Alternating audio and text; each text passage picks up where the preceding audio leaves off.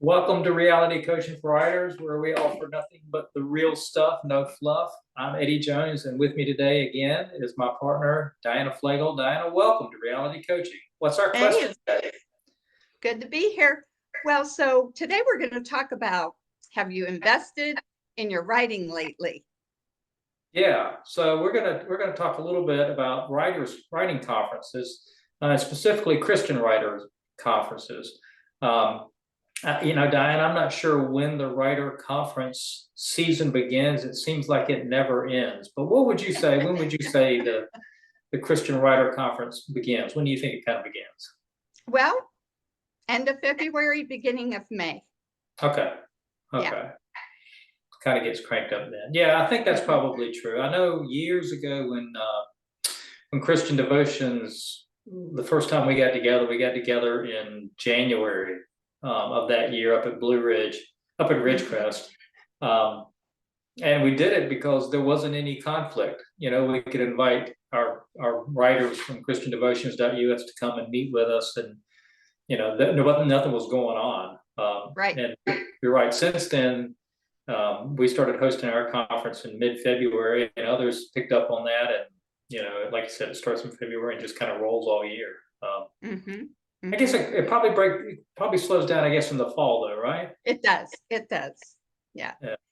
What do you think? What do you think the last conference is of the year before Christmas, if you had to guess? Oh boy. I I'm trying to think when the Hampton Writers conference is. Now it's not a true Christian conference, but there are Christians that attend. That I found a few clients at that conference. That's at Virginia Beach. So I think it's kind of late summer, Yeah, early fall. I was thinking, I was going to guess it's probably the Florida Christian Writers Conference was probably what I was thinking. That's That's usually September. Is that September? I'm going to no. Google it up. I think it's. Let me see if I can pull it up. I think it's October now. Oh, is it? Yeah, Yeah, that's a nice time to go to Florida.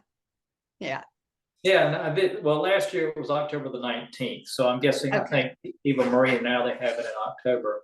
I know the Maranatha Conference up in Michigan. Their conference was always the last weekend of September. And that was always a really good conference. I enjoyed going to the Maranatha conference. They've since kind of basically canceled the conference. I don't know why, but they got rid of it. But it was always nice because you know it was all kind of all season Michigan, and you could still Mm-hmm. walk on the beach there by the lake, and it's kind of nice. Um, Right.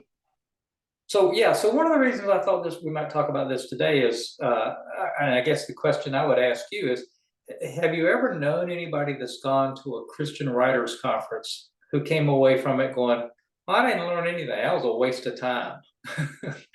Never, never, never, never. Yeah. Um, in fact, most of them, uh, once they hit their first one, they are committed to go to choose a conference every year after that because it totally changes their whole writing journey. It just, you know, they get so inspired, they learn things, they connect with other people, and they get encouraged because at a writers conference, if you're a writer, everybody gets you. you Yes, know it's the that's one true. place because if you're at a family reunion, there are a lot. You tell people you're a writer, you know they don't get you. They often think, oh boy, he's still trying that gig, or something silly. But yeah, so definitely. Yeah, it's kind of like a Far Side cartoon where you walk around going, yeah, I'm weird. I'm a writer. And somebody goes, hey, me too. I'm weird too. Yeah. Yeah. Yeah, The, exactly. the Yeah. weirdness of it. Yeah, I met a guy last week at the. In fact, he actually gave me a ride to Lafayette, Indiana, so I could catch my train. A guy named Brian. Let me see if I've got his card here. Your chair Brian, must be dropping, Eddie. You're looking a little yeah, I'm looking a little. So this a is little low. this is Brian Morris, right? Okay. And he's got I guess a Shriner's hat on or something like that. But Brian gave me a ride to the train station in Lafayette, and his publishing company is Rising Tide Publications, and he and I talked all the way back, and I was asking him, I said, so how many writer conferences have you been to? He said, this is the first one. And you know, he's my age, probably a little bit older maybe, but he's been writing for, I think he said 10, 15 years, but he's never been to a writers conference, you know? Wow. Um, and you know, I kind of asked him, I was like, well, why? He said, well, I didn't feel like I'd learn anything. He said, but I did. No, I learned. Um, yeah, so let's talk a little bit, and before we get into it, let's kind of differentiate between the types of writers conferences, because and maybe you can relate to this. One of the things I hear from writers sometimes, maybe more often than any other resistance, is they can't afford to go to a writers conference. How do you respond to your clients when they say that? Well, investing in your writing is always a great step, because, you know, they say we can dream about things, but until we act, we never, you know, head towards our goals. So I know budgets are tight now, but I would look for one that is affordable. And virtual conferences are great. Right now, they're more affordable because the conference directors are not paying for the faculty to fly in and out. So they're able to pass that savings on to the writers that attend the conference and register, and also look for scholarships. Most conferences offer writing scholarships, and all you have to do is on their websites. I know the Christian Devotions Asheville Christian Writers Conference that's held at the Billy Graham Training Center offers scholarships. I know the Philadelphia Write His Answer Conference that we're participating later this next week, offers scholarships. And a lot of them have early bird specials where if you register right at the end of a conference for the following year, you save money. But reach out. I know people that have taken advantage of scholarships for a couple years, and then they end up, you know, getting a publishing contract. So check with scholarships and see what's out there. Yeah, I like that. I like that idea of the virtual. I think that's probably, I've never really kind of pitched this to my clients. Of course, a lot of my clients don't ask me about it. You know, I just don't even bring it up, but I probably should. Is the virtual conference, if you've never been to a conference, I'm just in there thinking that's probably the best way to start, because like I said, I think the Philadelphia, the Writers Answer conference next week, it's only like $250, right? Isn't that what I think it's still, you can still slide in for $250. Yeah. I did the math, Diana, and I looked at the number of courses that are being offered, and it works out to be like $8 a class, you know. Yeah. And those classes are going to be available to you to watch again and again and take notes until the end of the year, December something, you know, 23rd or 31st. So, I mean, it is something that you can really dig your teeth in. And another thing, if it's your first conference, there's several reasons to go to a virtual one first. You can hang back and just observe. And the level of involvement is whatever you want it to be. And the second really benefit, you don't need a new wardrobe. You can just sit there. And I'm telling you, it is a thing. You have to figure out the outfits for the weather, for the walking, for the right shoes, everything, you know. But you can just wear, you know, a white t-shirt every day and have that be your signature. You don't have to worry about a lot of little costs like meals and other things. You're really going to, it's a great segue into the experience. And I know with the Philadelphia one, you're still going to have roundtable discussions, be able to meet with agents and editors.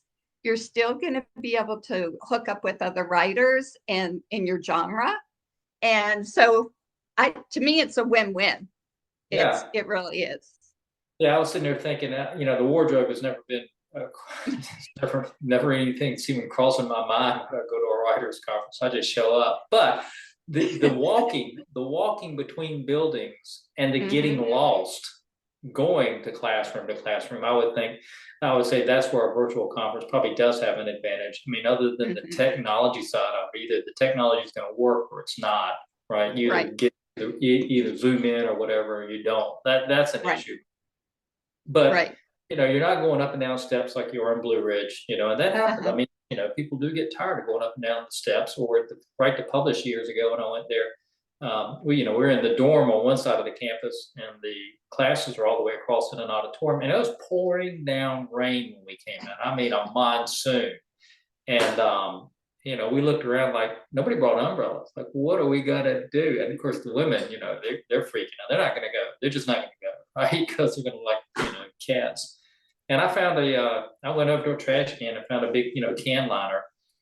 Put it on my head like a poncho, and I just, I walked out. And by the time I got there, my shoes were soaked. But the weather, cold, Yeah. wet, or hot, walking, Mhm. all those things are eliminated in a virtual conference. So Right. yeah, with you, I think virtual is a great way to begin, and it's a great way to supplement your education. Um, after you've gotten into it for a while. So as far as the in-person conferences, Diana, I mean, how would you classify some that we've attended in the past as on faculty? How would you differentiate between maybe Florida and Blue Ridge and the rest?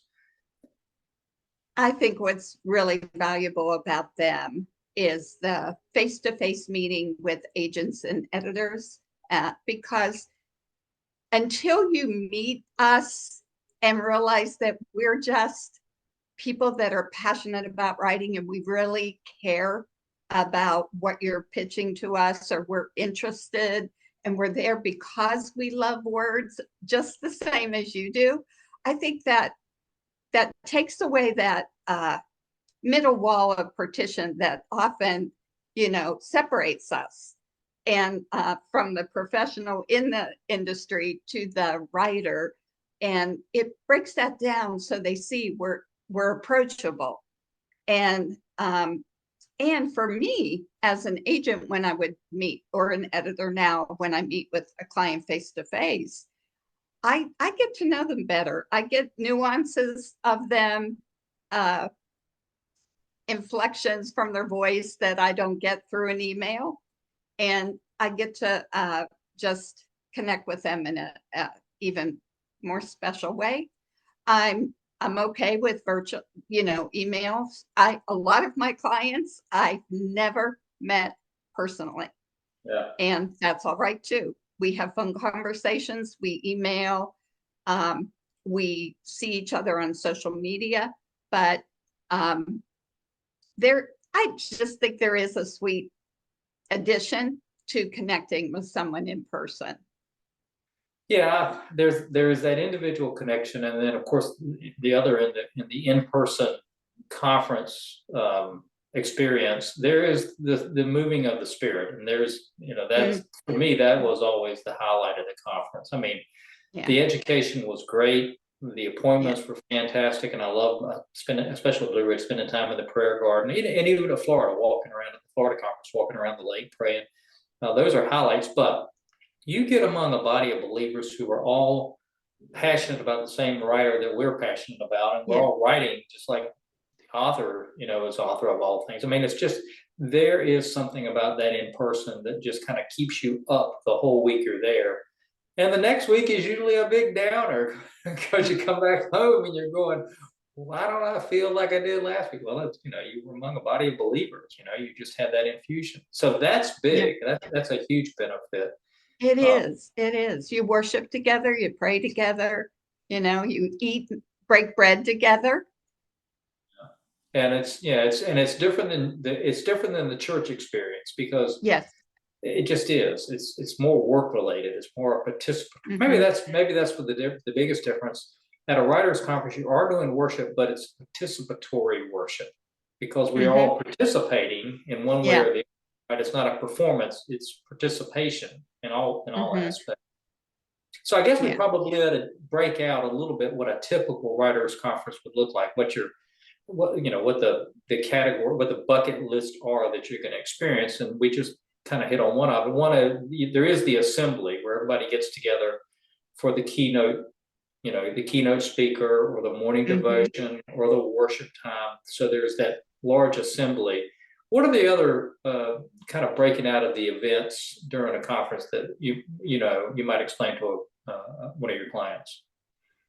Well, the advantage is too, you have the whole body that's present in the keynotes and in the large meetings, but then you have your niche connections, which is your particular genre, your particular writing, nonfiction writers, fiction writers.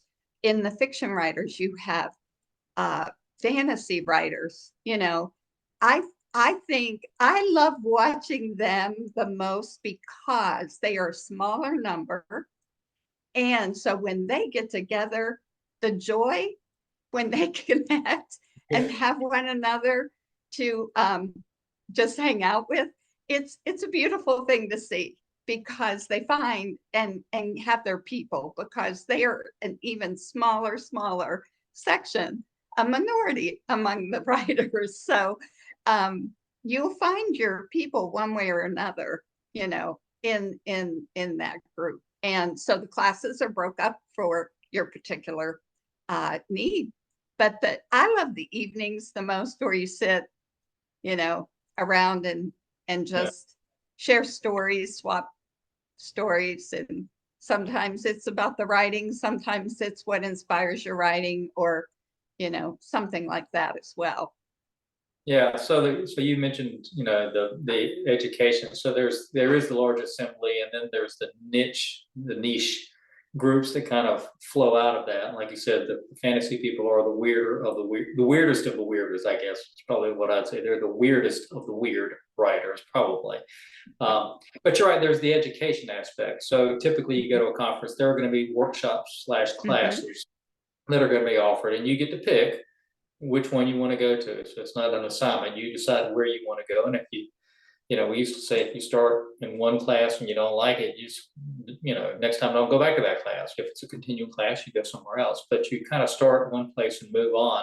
So there's classroom experience, and then there's the appointment experience. And that's the other aspect. So you've got the large assembly, the classes, the appointments, and then you mentioned the late night gatherings. That's kind of the informal where you're brainstorming.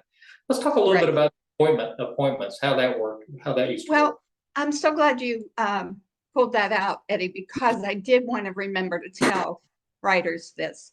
I spoke to a writer recently that had booked a conference the previous year, and she mentioned, she goes, here I am, I'm spending this money, but I don't really have anything to pitch. And I said, then just talk to the agent or the editor about what you're thinking of writing, what we love to brainstorm with writers. So it doesn't matter whether you're really going to bring it to us, or if you just want to throw an idea out to us and just see if it sticks. And we love to be able to discuss ideas as well. So, but again, I'll never forget at the Philadelphia conference, this was a live one.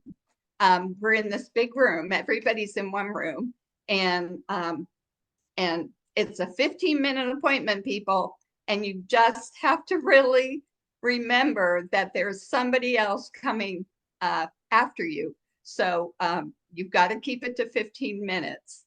And when we tell you time's up, it's not a personal affront. It is just, we're trying to stay on schedule because everybody has their appointments also. So, but I'll never forget the one time a woman, I made a remark and she just burst into tears.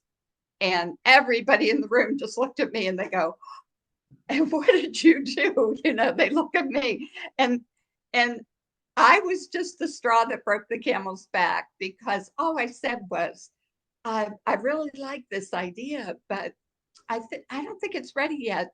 take to a publisher, but here are some of the things you could work on maybe. And it was just, everybody had told her that.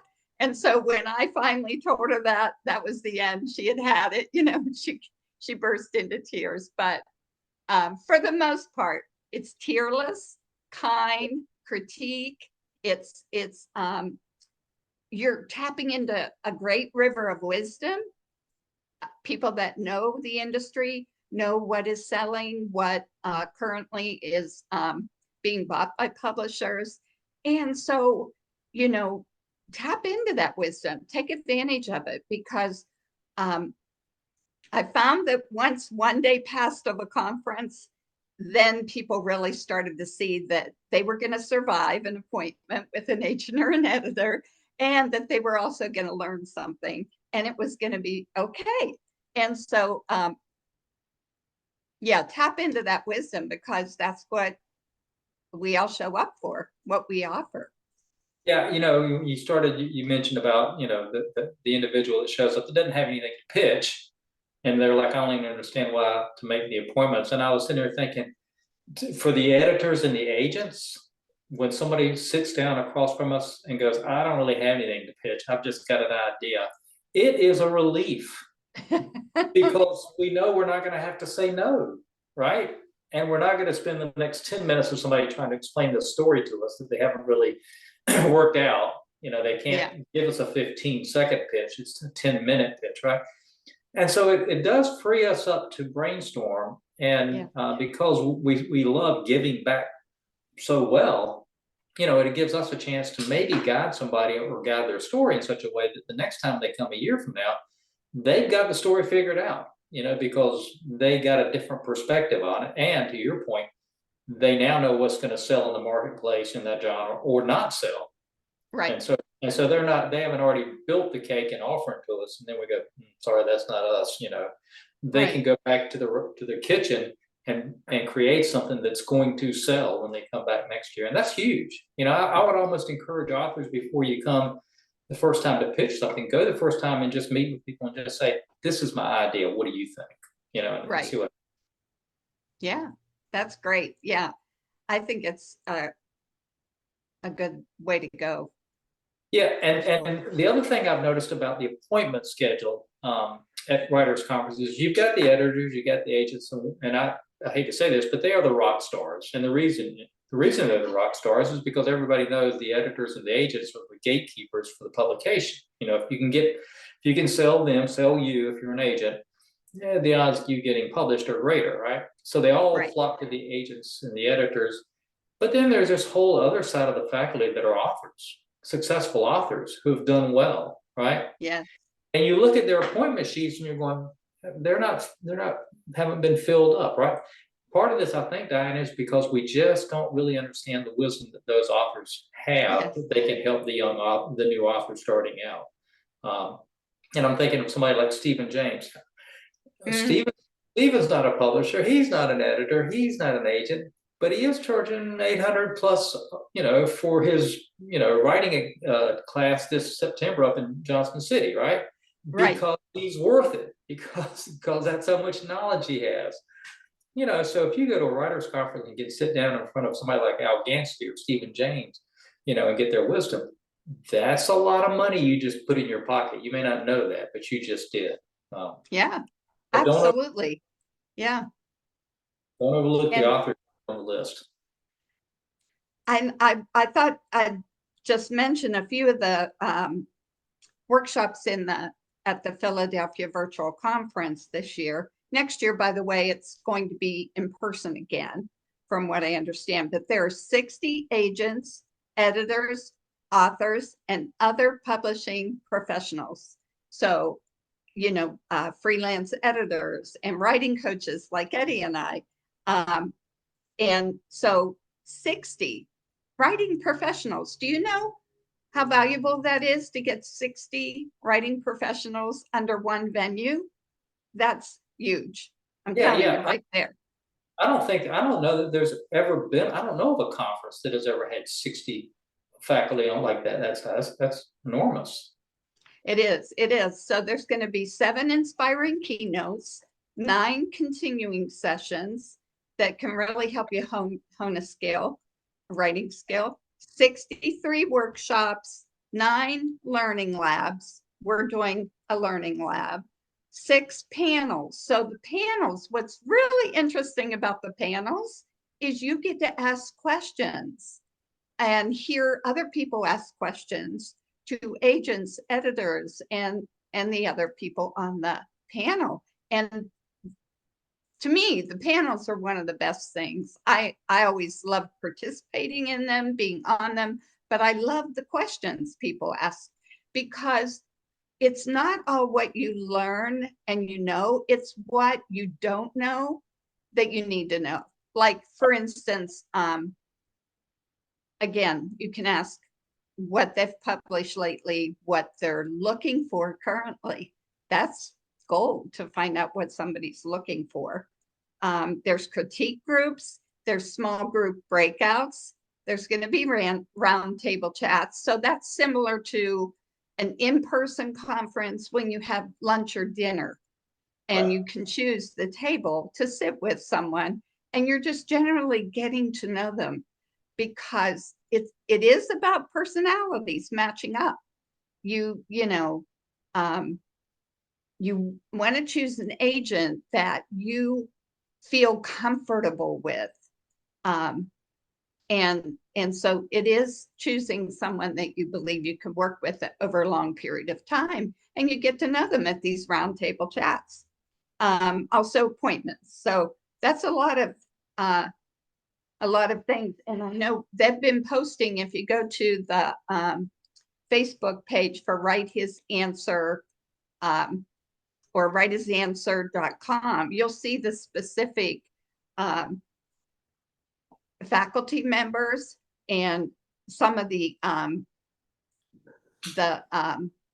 specific, more specific what they are.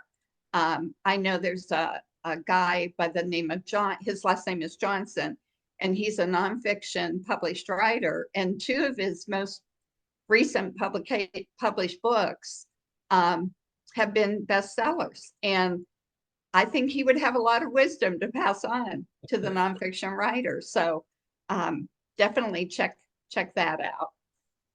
Also, on the West Coast, the Mount Hermon Conference was one of the largest Christian writers conferences on the West Coast. And it kind of dissolved through the pandemic and some different changes in ownership of the conference grounds. But now it's come back, and it's more like a writing retreat. So it's a conference writing retreat. So you can also look for conferences like that. Writing retreats are scheduled time for you that you're investing to finish writing a book or to begin. And so it will have a little bit of interaction and group setting, but a lot of scheduled writing time, personal writing time. So consider that as well. Yeah, I love the one I used to go to that Yvonne started, the novel retreat up at Ridgecrest. I mean, I really enjoyed that a lot. And again, it was kind of the same thing. It had, great faculty, Stephen James and Tom Morrissey, and I don't know, there were a lot of really good faculty. It was intimate, right?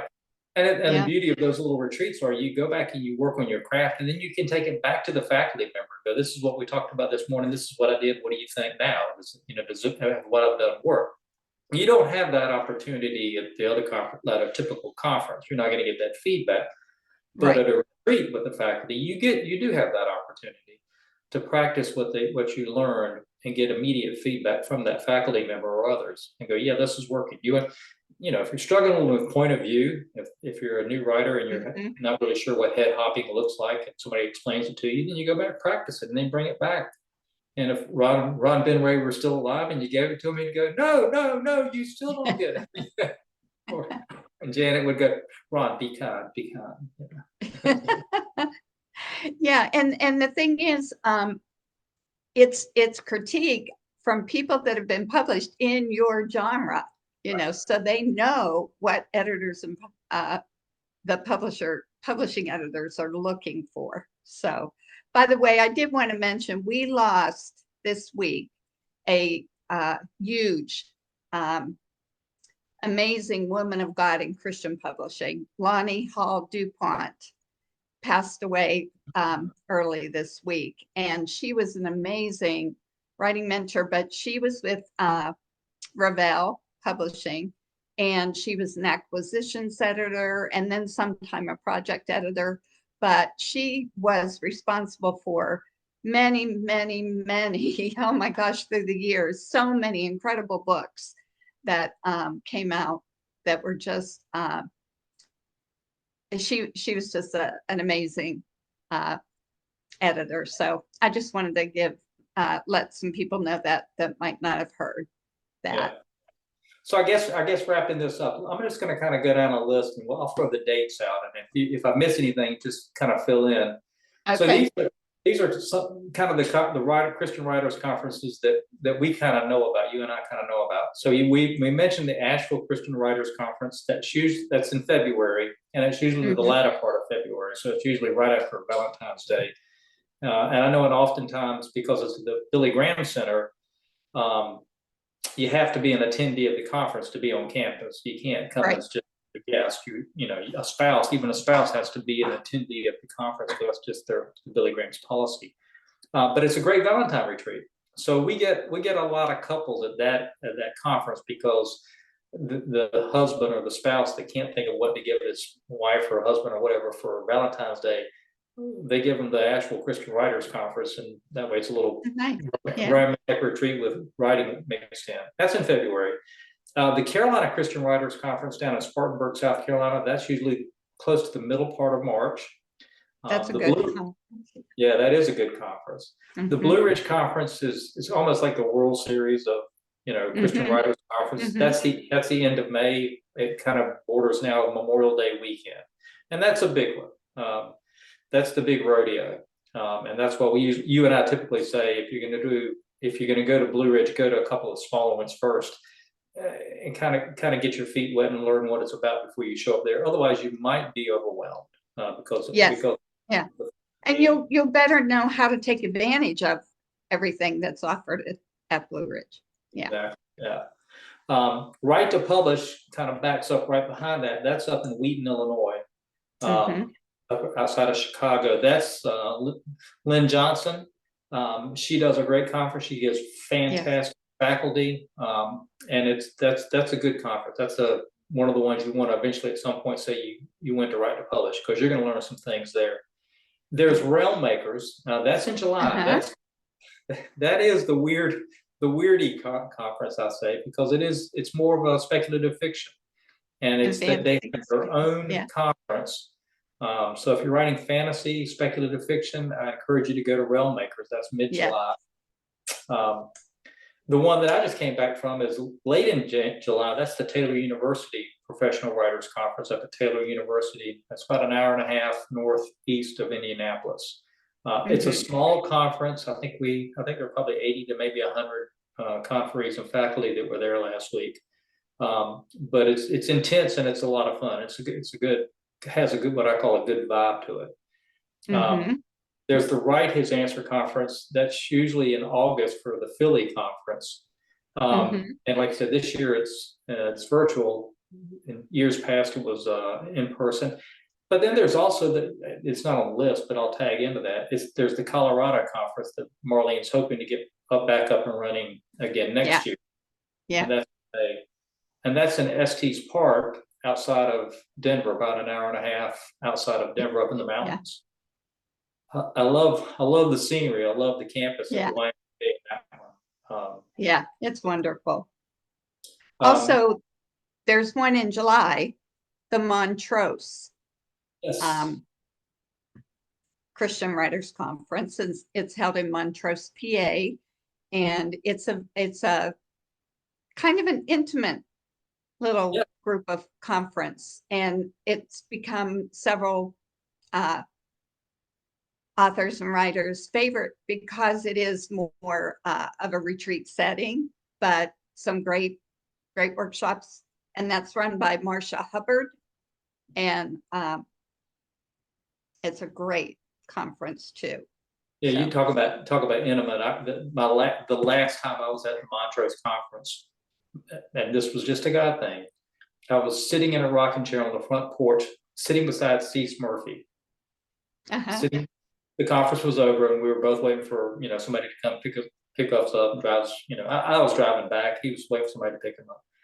And Cease said, "Eddie, how can I pray for you?" And because that's Cease, and I'm not going to tell the whole story, but it was just that 15 minutes of Cease and I changed the trajectory of Lighthouse Publishing in the Carolinas, just for wow. that small amount of time we spent together. So these things matter. Yeah, But yeah, Montrose, I will love Montrose. yeah. You mentioned the West Coast. There is the West Coast Christian Writers Conference. That's in mid-October, and that's in Roseville, California. I think that's Southern California conference, if it's the one I'm thinking of. And that's around the same time as the Florida Christian Writers Conference, which we kind of hit at, and that's in mid-October. And so between those two, that kind of closes out the conference year. And if you've got the money, get to 2 during the year, but if not, I would encourage you to get to at least 1. Diana, as we wrap up, what's your final comments on attending the Writers Well, Conference? and one of the conferences I've taught at several times is held in Seattle, Washington. And it's a writers group that hosts the conference. And I'm going to pull that up real quick here because it's a unique name. But we'll put it in the description. We'll put it in the description in our YouTube description box. But it's a good one. I really enjoy it, and you get to fly into Seattle, and that area is beautiful. I recommend trying to have an extra day. Final thought: invest in yourself.